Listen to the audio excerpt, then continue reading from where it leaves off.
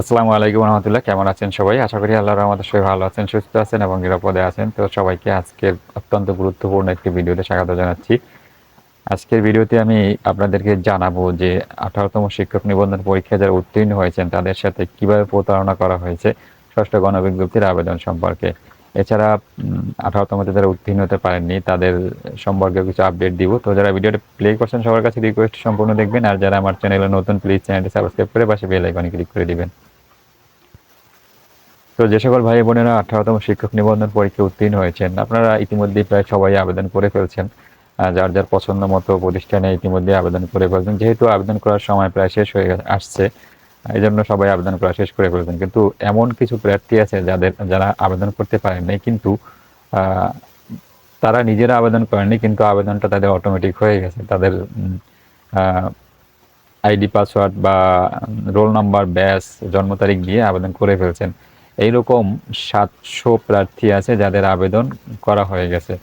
তো এখন এই সংবাদটা আজকে আসছে দৈনিক শিক্ষা সহ অন্যান্য পত্রিকায়, নিউজটা আসছে যে কিভাবে প্রতারণা করা হয়েছে এই সমস্ত নিবন্ধনকারীদের সাথে।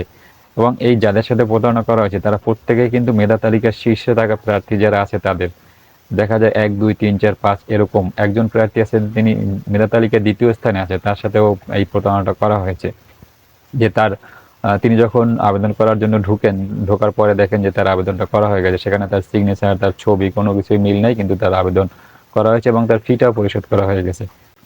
তো এভাবে করে হচ্ছে প্রতারণা করা হয়েছে। শুধু একজন দুইজন না, একজন দুইজন হলে একটা কথা ছিল, 700 প্রার্থীর সাথে এই রকমের জালিয়াতি প্রতারণা করা হয়েছে। তো এখন প্রশ্ন হচ্ছে যে এই যে একজন প্রার্থীর রোল নাম্বার, ব্যাস এবং তাদের যে জন্ম তারিখ, এটা কার কাছে থাকে? এটা আপনারটা তো আমার কাছে নাই, আমারটা আপনার কাছে নাই, এটা থাকার কথাও না। রোল নাম্বার এটা আমি জানতে পারি, কিন্তু আপনার যে জন্ম তারিখ সেটা জানা সম্ভব না। শুধু একজনেরটা জানা সম্ভব, কিন্তু 700 জন প্রার্থীর রোল নাম্বার, ব্যাস, জন্ম তারিখ এটা জানা কোনোভাবে সম্ভব না। এটা কে জানে? এটা জানে একমাত্র এনটিএসসি বা টেলিটক। এদের সাথে যারা সংশ্লিষ্ট আছেন আর কি, এনটিএসসি রেজাল্টের সাথে যারা সংশ্লিষ্ট আছেন, মেধা তালিকার সাথে যারা সংশ্লিষ্ট আছেন, তারপরে এই মানে সমস্ত কার্যক্রমের সাথে যারা জড়িত আছেন তারাই শুধু জানেন যে আসলে কার রোল নাম্বার কত, কার তিনি কত ব্যাজের এবং তিনি তার জন্ম তারিখ থেকে, এগুলো শুধু তারাই জানেন। এছাড়া কিন্তু আর কারো জানার কথা না। এখন যদি ওয়েবসাইটে হ্যাক করা হয়, যে ওয়েবসাইট থেকে আমরা আবেদনটা করি, বা এনটিএসসির ওয়েবসাইট যদি হ্যাক করা হয়, যেটা ngi.teletalk.com, এই ওয়েবসাইটে যদি হ্যাক করা হয় তাহলে এই তথ্যগুলা একজন নিতে পারে। কিন্তু আমরা যতদূর জানি বা এখন পর্যন্ত এনটিএসসির ওয়েবসাইট বা এই ওয়েবসাইটটা হ্যাক হয়েছে এই তথ্য এখন পর্যন্ত আসে নাই। তার মানে কি দাঁড়ালো? যে হয়তো এর সাথে জড়িত আছে তারাই কেউ, হয়তো না, নিশ্চিতভাবেই এর সাথে জড়িত আছে তারাই কেউ এই কাজটা করেছেন। আর এই কাজগুলো হয়েছে বেশিরভাগ হলো মাদ্রাসা যারা শিক্ষক আছেন তাদের ক্ষেত্রে। তো এরকমটা যদি হয়, এখন এই যেটা হইলো আর কি, যেভাবে আবেদনগুলো করা হলো, এটা নিশ্চিতভাবেই বলা যায় যে এখানে কেউ না কেউ জড়িত আছেন। এবং এক্ষেত্রে এখান থেকে যারা এই কাজগুলো করেছেন তাদের একজনকে গ্রেপ্তার করা হয়েছে। এই অভিযোগগুলো যখন এনটিএসসি পেয়েছে তারা একজনকে গ্রেপ্তারও করছেন এবং এটা নিয়ে তদন্তও করছেন। এবং তারা এটাও জানিয়েছেন যে যারা আবেদন করতে পারেননি বা এরকম যাদের সাথে হয়েছে যে 700 প্রার্থী, তাদেরকে পুনরায় আবেদন করার একটা সুযোগ দেওয়া হবে, এমনটাও জানিয়েছেন। কিন্তু কথা এখানে শেষ না। শেষ না, কারণ হচ্ছে এর সাথে কারা জড়িত এটা নিশ্চয়ইভাবে বলা যায় যে যারা এই সমস্ত কার্যক্রমের সাথে জড়িত তারা অবশ্যই এনটিএসসির কোনো না কোনো পর্যায়ে আছে বা এই সংশ্লিষ্ট কোনো কিছুর সাথে তারা জড়িত আছে, যার কারণে তারা এই তথ্যগুলো পেয়েছেন।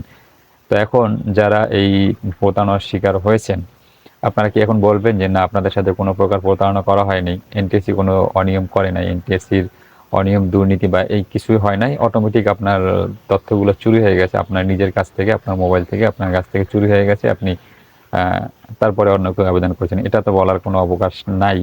নিশ্চিতভাবে আপনিও বলবেন যে আপনার সাথে কোনো না কোনোভাবে প্রতারণা করা হয়েছে।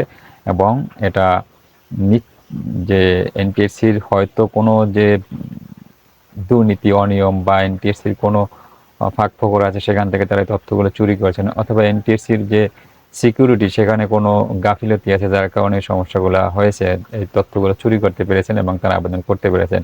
যদি তা না হয় কোনোভাবেই এটা কিন্তু করা সম্ভব না। তো তো যারা বলেন যে এনটিআরসির কোনো মানে দুর্নীতি অনিয়ম নাই, তারা কোনো কিছু করে নাই, তাদের সম্পর্কে এতটুকুই বলবো যে যদি এরকম কিছু নাই হয়ে থাকে তাহলে এখন যেটা হয়েছে 700 প্রার্থীর তথ্যগুলো চুরি করা হয়েছে, এটা কিভাবে চুরি করা হলো? এখানে তো অবশ্যই কারো না কারো হাত আছে, হাত ছাড়া কিন্তু এগুলো হয় না। তো এই জন্যই এনটিএসসির সংস্কার, যেটা এনটিএসসির একদম মূল থেকে যে সংস্কারগুলো করা, সেগুলো করা অবশ্যই উচিত। তা না হলে আপনি এই যে দুর্নীতি অনিয়ম বা এরকম চুরি, জাল সনদ দিয়ে চাকরি, এগুলো আসলে বন্ধ করা যাবে না। তো এখন আরেকটি বিষয় বলি যে যারা উত্তীর্ণ হতে পারেননি তারা আন্দোলন করছেন দীর্ঘদিন যাবতেই।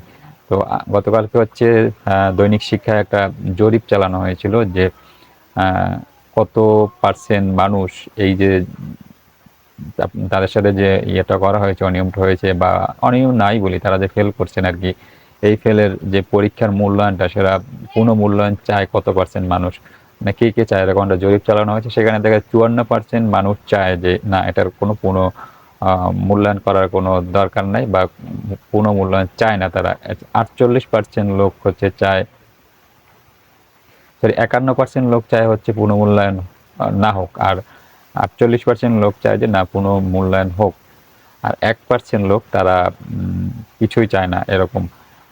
তো দেখা যায় যে 48% লোক, যেগুলো কিন্তু নিবন্ধন দেয় না বা অনুত্তীর্ণ হয়েছেন তারাও না, সাধারণ পাবলিক, তারা চায় 48% লোক যে না, এটা পুনঃমূল্যায়ন করে দেখা উচিত, যে না এখানে কোনো অনিয়ম দুর্নীতি হয়েছে কিনা। যদি না হয় তাহলে তো ভালো, কেউ তো বলে না যে এখানে দুর্নীতি হয়েছেই, আমি বলি না, কেউই বলে না যে দুর্নীতি হতে পারে, অনিয়ম হতে পারে। তো এটা তদন্ত করে দেখলে তো স্পষ্ট হয়ে যাবে যে এখানে কিছু হয়েছে কিনা, এনটিএসসি আসলে কোনো কিছুর সাথে জড়িত কিনা।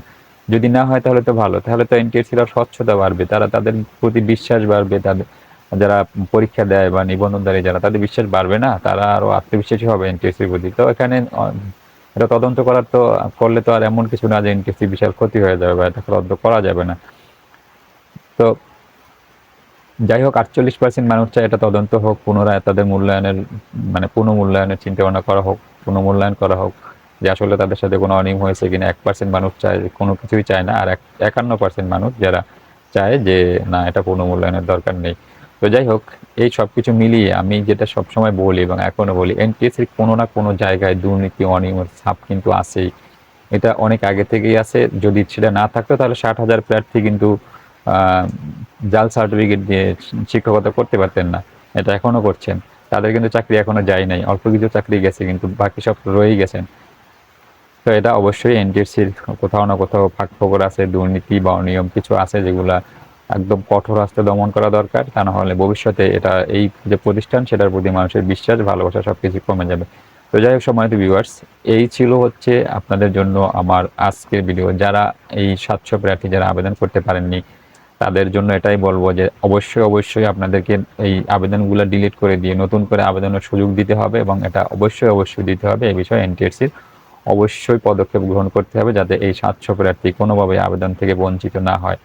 এটা অবশ্যই করতে হবে, এবং এটা দ্রুত সম্ভব, যত দ্রুত সম্ভব এটা করতে হবে, এবং প্রয়োজনে যে আবেদনের সময়টা আছে সেই সময়টা বাড়িয়ে তারপরে তাদেরকে সুযোগ দিতে হবে।